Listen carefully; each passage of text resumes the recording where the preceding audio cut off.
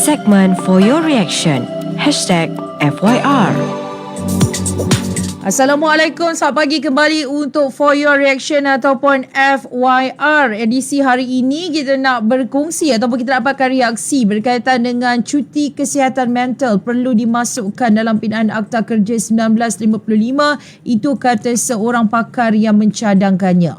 Sama ada peruntukan ini dalam cuti sakit ataupun tidak. Okey, dalam cadangan perubahan kesihatan mental yang perlu dimasukkan ke tempat kerja hari ini, beliau berkata kesihatan mental yang terdiri daripada perasaan, psikologi, kebimbangan pekerjaan, kemurungan dan tekanan harus ditangani secara positif oleh majikan dan juga pekerja itu sendiri. Jadi untuk itu kami bawakan Profesor Madya Dr. Muhammad Muhsin Ahmad Az-Zahari, Ketua dan Pakar Perundingan di Jabatan Perubatan Psikologi Universiti Malaya. Assalamualaikum, selamat pagi Doktor. Waalaikumsalam. Selamat pagi semua. Baik, doktor, terima kasih di atas Baik, Alhamdulillah. Bila orang tanya khabar kita ni, kembang hati kita. Doktor okey? Hilang tekanan. Doktor okey tak? Doktor macam Bertanya mana? khabar pun menghilangkan tekanan. Betul. Bertanya khabar turut menghilangkan tekanan. Sekarang ni kita nak tanya pandangan doktor ya. Bila kita dengar berkaitan ada pakar yang kata cuti kesihatan mental mandatory ataupun cuti tekanan ini perlu dimasukkan dalam pindaan Akta Kerja 1955 yang akan datang. Apa pandangan doktor secara awalnya? Okey, terima kasih untuk memberi peluang saya mengulas isu ni.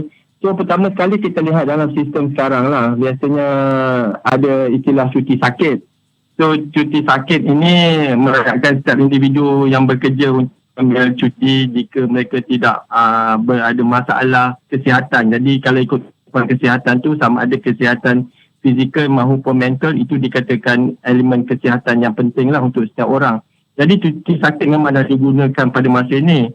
Walau bagaimanapun, kadang-kadang cuti sakit yang ada ni jumlah peruntukan dalam dan itu untuk pendek lah. Mungkin macam berapa sikit 7 hari, 14 hari setahun. Jadi kadang-kadang kita ada demam semua penyakit-penyakit lain kan. Masa COVID pun ataupun kalau kena COVID pun kena ambil cuti juga.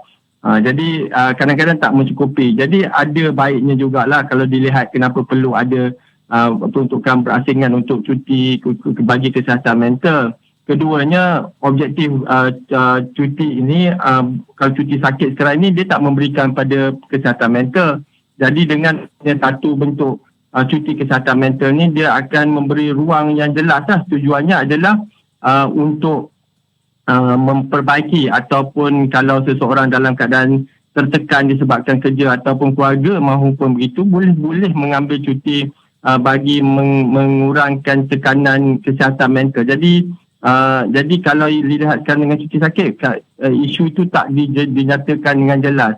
Dan selain daripada itu, kalau ada cuti berasingan ni seolah-olah memberi pengiktirafan, penekanan kepada majikan. Yalah, majikan kalau nak mengurangkan staf dia mengambil cuti kesihatan mental, mesti memberi satu keadaan yang baik juga kepada suasana kerja, juga mengambil berat kepada pekerja itu juga. Jadi dia akan secara tidak langsung meningkatkan penekanan oleh majikan terhadap keperluan itu. Dan dia menunjukkan cuti ini lebih fokus untuk tekanan mental dan membolehkan seseorang itu memberi kalau dia stres, dia boleh ambil rehat kesihatan mental ni dan mengurangkan tekanan. Jadi walaupun cuti itu sehari, 2 hari, 3 hari, tetapi dia akan jangka masa panjang meningkatkan produktiviti dan mengurangkan cuti yang berpanjangan kerana kemurungan yang lebih stres lah, ataupun kerisauan yang lebih serius juga dalam dah dipanggil macam gangguan kesihatan penyakit mental. Itu pendapat saya. Okey, saya tertarik bila doktor sebut berkaitan bila kalau misal katakan satu pejabat tu tiba-tiba ada 3-4 orang satu hari ambil cuti berkaitan dengan kesihatan mental. Maksudnya something wrong somewhere dekat pejabat tu. Ada sesuatu yang tak kena lah. Betul lah doktor. Ini satu point of view yang mungkin berbeza sedikit. Jadi bila tengok banyaknya orang stres kat tempat ni, maksudnya ada sesuatu yang tak kena dengan pejabat itu. Dan untuk mengelakkan situasi itu, maka majikan perlu adakan suasana yang lebih kondusif untuk pekerja-pekerja. Yes, nice. Kita lock yang tu. Okey, aman. Ya, betul. Okey. Baik, doktor, setakat ni mengikut pemerhatian doktor lah, sejauh mana tahap kesihatan mental terutama golongan yang bekerja di negara kita ni doktor? Bagi saya, golongan bekerja ni, saya kita lihat macam contohnya pelajar pun kita kata yang golongan yang memerlukan kesihatan mental yang baik dan juga mereka yang dah masuk di arena pekerjaan. Jadi kalau dilihat sektor pekerjaan di Malaysia, saya mendapati kerap jugalah tekanan kesihatan mental mereka terganggu ataupun kesejahteraan mental mereka pekerja ni terganggu kerana ada permasalahan lah, interpersonal konflik di tempat kerja. Kadang-kadang masalah dekat rumah tetapi membawa gangguan tu sampai ke tempat kerja, menyebabkan juga produktiviti tidak dapat menumpukan perhatian pada kerja. Dan yang paling teruk kadang-kadang ada juga mereka yang dia rasa macam tak mau pergi kerja lah sebab dia rasa pergi tempat kerja tu macam keadaan yang menakutkan, sama ada konsep sebab ada unsur bully, ada unsur keganasan atau harassment dan unsur-unsur negatif lah. Jadi kita kerap kali juga kadang-kadang berjumpa dengan kes-kes seumpama ini di mana jumpa dengan kami kadang-kadang dah menjadi agak serius lah, dah ada masalah kerisauan macam anxiety disorder ataupun kemurungan depressive disorder ataupun kadang-kadang mereka tertekan sangat menggunakan bahan-bahan terlarang pun ada. Jadi faktor tu bermula tak kerja dan saya rasa ada research menunjukkan juga kos atau akibat daripada masalah gangguan mental ni mengakibatkan kos ekonomi yang tinggi bagi sesuatu organisasi pekerjaan itulah majikan.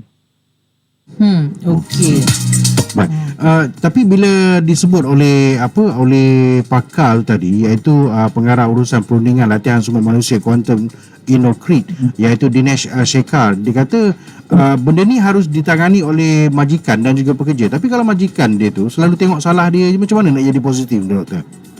Itulah mekanisme ni lah. Kadang-kadang ada mekanisme di tempat kerja untuk melihat unsur-unsur yang kurang baik. Biasanya kadang-kadang diletakkan di bawah satu unit yang berkecuali macam integriti contohnya, ataupun OSHI, Occupational Safety and Hazard. Jadi organisasi ini perlu diterajui contohnya oleh orang yang ada confident atau keyakinan oleh pekerja-pekerja lain, ataupun dia satu role model yang baik di tempat kerja. Jadi mudah nak approach ataupun mendekati lah untuk nak bagi pihak pekerja ni menyuarakan apa-apa permasalahan. Itu satulah. Dan organisasi ni perlu accessible lah. Maknanya kadang-kadang ni kalau organisasi yang besar, pekerja tu sendiri tak tahu macam mana mekanisme nak menyuarakan ketidakpastian ataupun gangguan mental yang mereka alami lah berkaitan dengan tempat kerja khususnya. Okay. Jadi itu sangat penting lah, satu faktor penting. Okey, doktor, kalau kita tengok juga sekarang saya rasa di pejabat-pejabat awam, badan berkanun dan sebagainya mungkin berkaitan dengan kerajaan, dia ada juga macam kelab-kelab yang ditubuhkan untuk dikatakan macam kita duduk PRS, pemberian sebaya ke sekolah. Tapi dekat pejabat pun ada juga macam-macam nama lah yang diletakkan. Adakah doktor rasa itu perlu ataupun perlu ditambah baik atau macam mana sebenarnya, doktor? Persatu-persatu seperti ini. Saya rasa pembimbing rakan sebaya ataupun group support among di kalangan pekerja ni tak begitu established di di Malaysia ni lah, saya nak rasa. Cuma yang banyaknya macam grup WhatsApp pekerja kan, menyuarakan dalam WhatsApp antara mereka.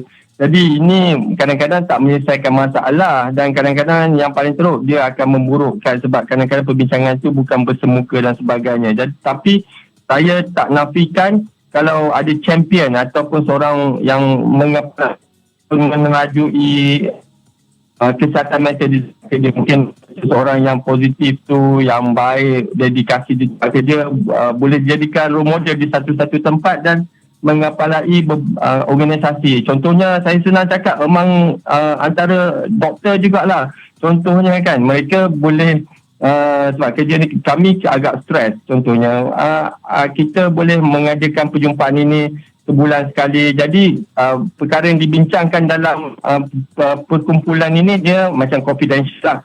Ada di situ. Tetapi kalau diperlukan apa tu dipanggil whistleblower, maknanya membawa perkara ni ke atas, mungkin jawatan kuasa ataupun champion ni tadi boleh menyuarakan ke organisasi yang lebih tinggi. Ini satu pada pilihan selain daripada individu itu sendiri menyuarakan ataupun buat satu komplain lah kepada struktur yang asas seperti saya kata tadi, unit integriti dan sebagainya. Jadi ini pendapat saya lah.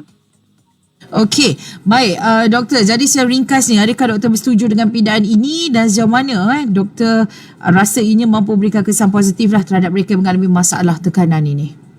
Okey, saya pada dasarnya sangat memperjui kalau dibuat cuti kesihatan mental, cuma kena lihat apa kriterianya ataupun boleh tak individu itu sendiri menyatakan saya ada masalah kesihatan mental, ada gangguan, saya kena ambil cuti ini. Jadi itu kena diperhalusi lagi. Selain daripada itu, satu je saya khawatiri, orang yang mengambil cuti kesihatan mental ni jangan pula distigmakan pula sebab mereka ambil cuti kesihatan mental, nanti kata dia ni ada kerja ni ada masalah mental pula. Jadi kita nak dapat yang positif lagi menjadi lagi negatif. Jadi mekanisme kalau dibenarkan ambil cuti kesihatan mental kena dilihat dari aspek itu juga supaya tidak menimbulkan implikasi yang lebih negatif pada individu itu. Tapi pada keseluruhannya saya rasa cuti kesihatan mental diperuntukkan dalam setahun mengikut pangkat ataupun tugasan seseorang dalam organisasi itu kena difikirkan dan boleh diimplementasikan dan mungkin baik dimasukkan dalam akta pekerja supaya semua majikan akur dengan arahan pihak kerajaan ni lah. Jadi pada pandangan doktor sendiri, doktor, adakah perlu berlaku beberapa pindahan dalam rang undang-undang sedia ada untuk perihal sebegini? Itulah, kalau dilihat sekarang ni dalam akta ada menyatakan dengan cuti rehat dalam setahun dan cuti-cuti lain contohnya maternity dan sebagainya. Jadi saya rasa itulah sedikit pindahan kena diletak lah berkenaan dengan provision untuk mengiktiraf cuti kesihatan mental. Sebab suka tak suka pun zaman sekarang ni makin banyak dah masalah kesihatan mental. Kita mendengar kerap kali macam-macam kes kan. Jadi sebenarnya cuti kesihatan mental ni lebih baik dijadikan seperti preventif ataupun pencegahan kepada menjadi masalah mental yang lebih besar. Macam saya kata sikit tadi, mungkin cuti itu 7 hari setahun diperuntukkan memberi pulangan yang besar kepada majikan kerana dia tak ada melalui gangguan mental yang lebih serius dan tak ada perlu mengambil cuti sampai 2-3 bulan kalau dia mengalami sakit gangguan mental yang serius itu tadi. Jadi dia amat berbaloi, amat ekonomikal macam tu. Tapi kan doktor, bila seseorang itu mempunyai masalah mental, tekanan dan sebagainya, dia nak mengaku doktor dekat pejabat apa semua itu ini kan? Itulah mekanisme tadi yang penting tu, sebab kalau terlalu macam dia ambil cuti kesihatan mental dan satu office tahu dia ambil, dia akan menjadi lebih mungkin menimbulkan stigma, persepsi negatif. Keduanya majikan itu sendiri sebenarnya apa yang nak dinatakan di sini, sebab kita dah mengiktiraf gangguan cuti kesihatan mental. Sebenarnya gangguan kesihatan mental boleh terjadi kepada semua orang. Pekerja ke tak pekerja ke, siapa-siapa pun boleh jadi. Kita tak tahu bila dia akan datang kepada kita. Sebab dalam hidup kita ni, nak tak nak kita akan berhadapi dengan situasi-situasi meningkatkan risiko gangguan kesihatan mental. Dan faktor tekanan dengan sekarang ni faktor ekonominya, orang kebimbangan, faktor macam mana masa depan anak-anak mereka, itu faktor yang menimbulkan kerisauan ataupun situasi tempat kerja kadang-kadang ada tidak kasih di tempat kerja kan, ataupun kata di harassment. Jadi benda ni makin kerap dinyatakan di dalam akhbar. Mungkin zaman ini memang tekanan tu lebih tinggi dan kesihatan mental ni boleh terjadi dengan siapa-siapa sahaja. Jadi sebenarnya tak ada stigma kalau setakat mengambil cuti kesihatan mental ini. Sebenarnya merehatkan jiwa kita. Jiwa kita kena rehat juga. Kita tak boleh maraton je kerja berterusan tanpa ada rehat mental kita dah mencukupi. Dan paling bahaya sekali, gangguan kesihatan mental dia boleh menjadikan kalau berpanjangan dapat darah tinggi, kencing manis dan penyakit-penyakit lain. Jadi dia jadi bermacam-macam jenis penyakit pula. Cepat tua. Okey. Okey, baik. Terima kasih, Baik, Doktor. terima kasih kita ucapkan kepada Profesor Madya Dr. Muhammad Muhsin Ahmad Zahari, Ketua dan Pakar Perunikanan di Jabatan Perubatan Psikologi Universiti Malaya. Doktor bersetuju tentang cadangan ini, tapi mekanismenya perlu dilihat Diperhalusi. dan supaya tak ada juga yang mengambil kesempatan. Betul. Kenapa, Mak? Ada juga yang menyebut bahawa persekitaran kerja baik sebenarnya lebih bermanfaat kepada pekerja menghadapi masalah kesihatan mental berbanding cuti kesihatan mental. Ini adalah satu lagi pandangan yang mungkin sedikit berbeza daripada apa yang dicadangkan disebut oleh Persekutuan Majikan Malaysia. Dan Tuan Syed Husman berkata mengambil cuti kesihatan mental mungkin tak dapat kurangkan masalah pekerja secara berkesan jika punca masalah itu disebabkan faktor di tempat kerja. Maksudnya masalah tu tak diselesaikan.